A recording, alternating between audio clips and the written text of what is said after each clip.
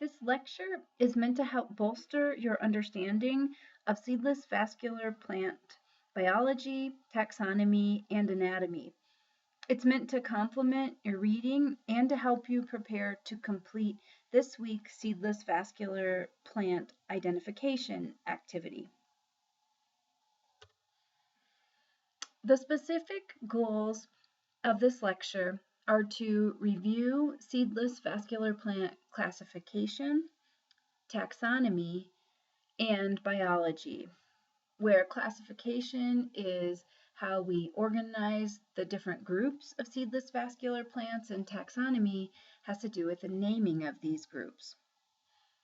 We'll also examine the anatomical characteristics of the different groups of seedless vascular plants. I wanted to start with this figure that you guys saw in your reading. There's a lot of information here, a lot of classification and taxonomical information here. We see that all of the green plants are put into the streptophyte group. So you see this big green bar on top is showing us that all plants and some green algae are streptophytes.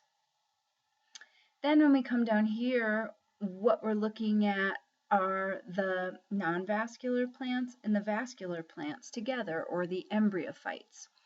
So last week, we took a look at the non-vascular plants, or the bryophytes. So recall that that group included the liverworts, the hornworts, and the mosses. This week, we're going to start to look at the vascular plants. So specifically, we're going to be looking at the vascular plants that don't make seeds, so otherwise known as the seedless vascular plants. And the seedless vascular plants includes two large groups. The first one that we'll look at is the lycophytes, which includes club mosses, quillworts, and spike mosses. And the second one is the pterophytes. I wanted to point out that your book uses the term pterophytes in this figure, but then goes on to call this group the manilophytes. That's probably a better name for this group, the manilophytes. And that group includes the whisk ferns, the horsetails, and all of the ferns. Next week, we'll take a look at the seed plants, or at least we'll start taking a look at the seed plants. So I wanted to start by talking a little bit about how the seedless vascular plants are similar to the bryophytes that we talked about last week. First of all plants, all embryophytes have alternation of generations as their life cycle. So you guys should be familiar with that. That's a type of life cycle where the organism has both a multicellular gametophyte and a multicellular sporophyte generation. So you saw that in the bryophytes. That's also true of all the seedless vascular plants. Second, like the bryophytes, all of the seedless vascular plants rely on water for reproduction. So they have flagellated sperm that require water in order to swim to the egg. So like the bryophytes, we often find seedless vascular plants living in wet habitats. Next, I wanted to point out how the seedless vascular plants differ from the bryophytes. So what are some of the shared unique characteristics of this group? Unlike the bryophytes, the seedless vascular plants have a larger free-living sporophyte. So recall with the bryophytes, the majority of the plant body, the green part of the plant body, was the gametophyte.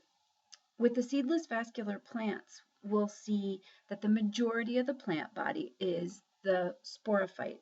It's a free-living sporophyte, meaning that the sporophyte is the photosynthetic part of the plant. It's not relying on the gametophyte for energy. The gametophytes are going to be tiny for these groups, like smaller than your pinky fingernail. So the much more obvious part of the life cycle of all of the seedless vascular plants is the sporophyte. And everything we see pictured here is a seedless vascular plant sporophyte. Another characteristic that the seedless vascular plants share that distinguishes them from the bryophytes is that the seedless vascular plants have lignified vascular tissue. This allows them to transport water throughout the plant body, and it also means that they have these rigid tissues. Lignin is a really tough material, and these lignified vascular tissues allow these plants to have a tougher stem that allows them to grow taller. We'll also see true leaves and true roots in the seedless vascular plants. So the bryophytes have leaf-like structures and root-like structures, but if you carefully examine the anatomy of those structures, you'll see that they don't have all of the tissues that we expect to find in true plant leaves and roots. The seedless vascular plants, on the other hand, do have true leaves and roots. And finally, the seedless vascular plants have branched sporophytes with multiple sporangia. Recall that in many mosses, the sporophyte consists of a single stem with one little sporangia on top. We'll see that in the seedless vascular plants, like this fern right here, they're capable of supporting many sporangia. All these little dots are clusters of sporangia on top of this, on the back of this leaf. Next week, we'll take a look at the seed plants, or the first group of seed plants, and I wanted to point out the ways in which the seedless vascular plants differ from the seed plants. The first difference is really obvious. So the seedless vascular plants don't make seeds. Where a seed is a structure that provides a young sporophyte with nourishment and protection. It's a really pretty incredible adaptation in the seed plants that includes not only the next generation's embryo, but it also includes a little bit of food for that embryo, and it includes a protective covering.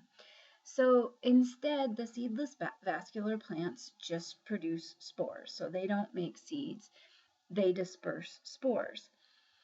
Another difference between the seedless vascular plants and the seed plants is that the seedless vascular plants have flagellated sperm that require water, and we'll see that that's not the case in the seedless vascular plants. So that's not the case in the seed plants. Their gametes don't require water in order to make it to the female part of the plant and for fertilization to happen. So that's a really big difference, and it allows the seed plants to live in habitats that aren't always wet. Okay, so now we're going to start taking a look at some of the different groups of seedless vascular plants. So we'll take a look at the two phyla that we saw on the chart. There used to be many more phyla of seedless vascular plants, but most of them have gone extinct. So these plants used to be more common millions of years ago. We currently have two phyla, the Lycopodia phyta, or they're commonly called the lycophytes, and the ferns and their allies, or the phylum Manilophyta. So within the lycophytes, we've got three groups that we're going to take a look at: the club mosses, the spike mosses, and the quillworts. And then within the Manilophyta, we're going to take a look at two of the groups, the ferns and the horsetails. Okay, so starting with the Lycopodia phyta. So there are three families within that phylum that live in California. That includes the first family that we'll take a look at, the Lycopodiaceae.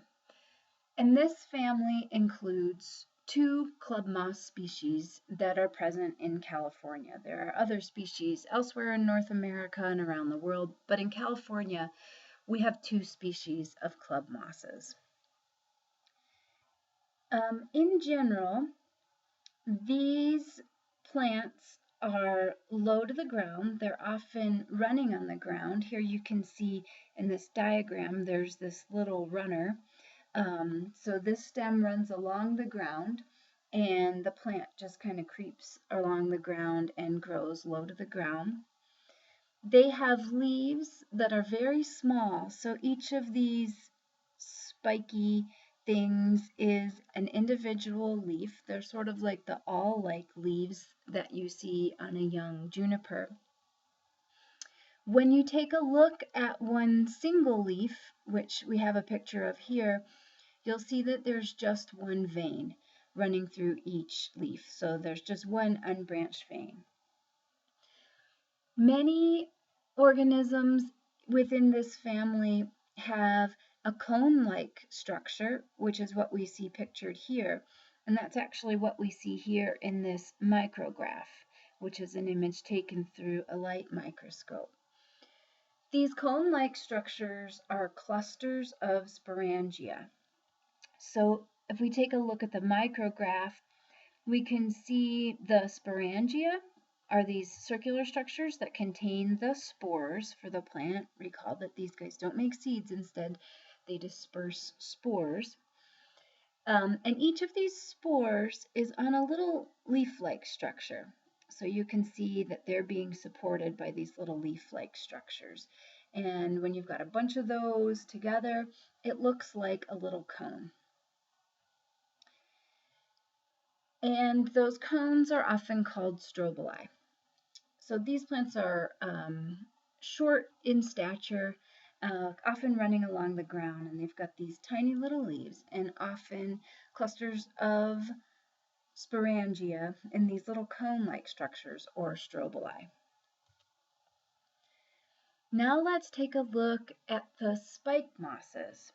So this is another lycophyte family. The family name is Selaginellacea, and there are 10 species of spike mosses within the California flora.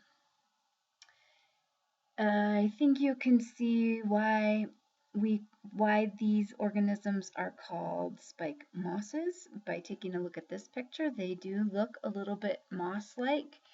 However, if you take a close look, you see that they're a little bit more complex than mosses. So they have this mat-like or cushion-like form. They also have small overlapping leaves like we saw in the Lycopodiaceae with one single vein.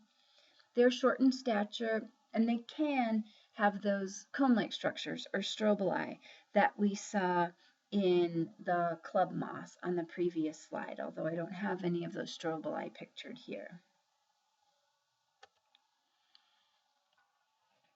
The last lycophyte family that we have in California is called Isoetaceae, and these are commonly called the quillworts.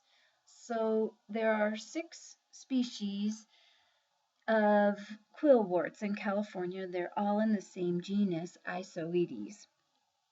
And these plants look like grasses, so they're pretty grass-like.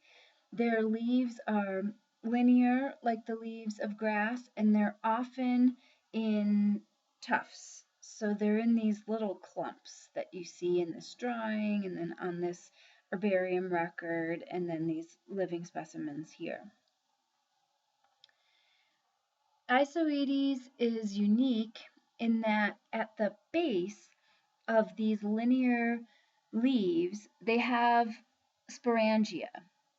And you can kind of see that the base of the leaf widens quite a bit, and then they've got these little circular structures. They're covered by a thin tissue. You can kind of see the sporangia in this one, and then that's what's been drawn here on this picture, the sporangia that's at the base of each of these leaves in Isoetes. Their stem is a buried corm-like structure, so it almost just looks like the roots are coming right out of the leaves, but there is a little stem-like structure, or a corm-like stem down in here somewhere. So these leaves are coming right out of the ground. The sporangia are often buried in the sediments and sort of hard to access, and they often grow in fairly wet soils. Now let's take a look at the manilophytes, or the ferns and fern allies. So there are about 130 species within this group in California, and there's about 14 families. We'll start by examining the ferns. Rather than showing you examples of each family, because there are a lot of them, I want to introduce you to the fern anatomy and then let you get to know the families a little bit better in this week's Seedless Vascular Plant Identification activity. So some basics about fern anatomy. First of all, the fern leaf is often called either a leaf or a frond, and the fronds are often basal, which means they're coming right off of the stem, which is often an underground stem or a rhizome, right at the ground level. So we can see that here we've got this rhizome, this underground stem, and then the leaves above ground look like they're coming right out of the ground. So generally what we have with ferns are what are called basal leaves. Certainly there are some exceptions like the tree ferns in New Zealand, but many ferns have basal leaves. As we know, the leaf is sometimes called a frond. That leaf, just like the leaves of other plants, is divided into a blade. So this portion of the leaf where we have the flat fleshy part would be the blade. And then this part right down to the rhizome would be the stalk stipe or petiole. We learned that term petiole previously. Another thing to note about fern fronds is that they're often deeply lobed or compound. And what we see here is an example of a compound leaf. So this blade is compound because it's divided into these separate leaflets. Those leaflets are sometimes called pinna. And I wanted to also show you this illustration or orient you to this illustration down here because I wanted to point out that the blades of fern fronds can often be twice pinnate or 3 times pinnate or doubly compound or even triply compound. Those are other ways of saying that. So if we take a look at this illustration is trying to show us on one side a fern leaf blade that is doubly compound or twice pinnate, and on the other side the lobe is 3 times pinnate. So we have one leaf blade right here, and it is clearly compound, right? Because we can see that we've got 1, 2, 3, 4, 5, at least 6 different leaflets here. Each of these clusters would be considered a leaflet. But then when we take a closer look at the leaflets on this side, we can see that the leaflets are compound. So that would be a doubly compound or a 2 times pinnate leaf blade. On the other side, we see that the leaflets are twice pinnate. So our leaflet here is twice pinnate because even these sections are compound. So that would be an example of a leaf, if we're just looking at this side, that is 3 times pinnate or triply compound. Another thing to note about ferns when you're trying to identify them is the location and shape and the structures of the sporangia. So we saw the sporangia of the lycophytes and the Selaginella were often in those strobili. We often see them in ferns on the lower side or the abaxial side of the leaf, so the underside of the leaf. So we can see them on this plant in these circles, so the sporangia are clustered into circles. Some ferns don't have their sporangia on the typical leaf. Instead, they're on special leaves or special structures like we see here in this cinnamon fern. And these clusters of sori on the other fern pictured on this slide, these clusters of sporangia are called sori. So sporangia may be on special stalks or special leaves, or you may find them on the abaxial side of the leaves, depending on the family or depending on the species. They may be clustered into sori, or they could be on the abaxial side of the leaf, but just kind of distributed throughout the leaf.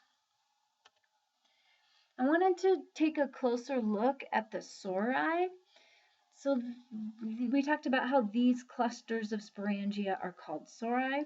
This is a micrograph of a sori. So we've got the fern leaf here. On the underside, we've got all of these sporangia clustered together. So this is a sori, or a cluster of sporangia, and this particular one has a little covering. The presence or absence of this covering, or indusium, is another good characteristic for identifying ferns. So this is a picture. You can kind of see the indusium here covering up these sori on the abaxial side of this fern frond. This would be an example of a plant that has indusium covering the sori, whereas this one would be an example of sori that lack an indusium. So that's often another good characteristic for identifying ferns. And finally, the last group of seedless vascular plants that we'll talk about within the phylum Manilophyta, which includes the ferns and their allies, are the horsetails. The horsetails are in a single genus, Equisetum. These are an ancient lineage, so we have many examples of extinct large horsetails. Many of them were actually important in producing some of the coal reserves that we're currently burning to generate electricity. Currently, there are 7 species of Equisetum within the state of California. These are really unique plants. Their common characteristics include having jointed, hollow stems. So if you were to squeeze these stems or pull them apart, you would see that there's air inside. They're hollow stems. And the jointed refers to these sort of overlapping units, and they kind of swell at the node a little bit. So they have these photosynthetic, hollow, jointed stems. They have extremely reduced leaves. So the leaves on this specimen are these tiny scale-like structures right here. And you can see they've sort of formed a sheath around the other stem in this plant. So they have really reduced leaves that are generally not photosynthetic. So it's primarily the stem that's doing the photosynthesizing in this plant. The buds are located below the leaves. They have a rough texture. The stem has a rough texture. It includes some silica, which is why these plants are also commonly called scouring rushes. So they can be used to clean things, sort of like sandpaper. And like what we saw in the Lycopodiaceae, they have spores borne in these cone-like structures, which are pictured up here, or strobili. So this strobili includes multiple sporangia that are suspended on these little, it's like these little structures that extend out from the stem, from the stalk of the strobili. So, in review, you should know which characteristics distinguish seedless vascular plants from the bryophytes, the seedless non-vascular plants, and the seed plants, the gymnosperms and the angiosperms. You should also know the names and the defining characteristics of the seedless vascular plant groups, including the lycophytes, so both the club mosses, the spike mosses, and the quillworts, and the ferns and their allies, or the phylum Manilophyta, which includes, in California, the horsetails and also the ferns. Thanks for listening.